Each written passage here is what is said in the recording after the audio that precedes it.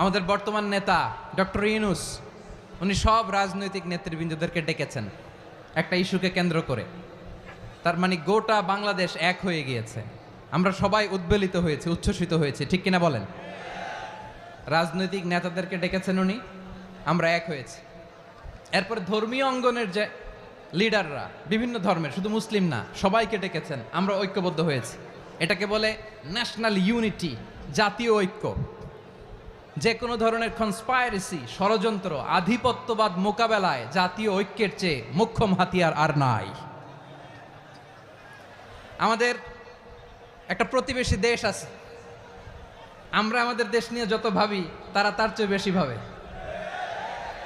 কথা বুঝতেছেন না? আরো ভেঙে বলতে হবে।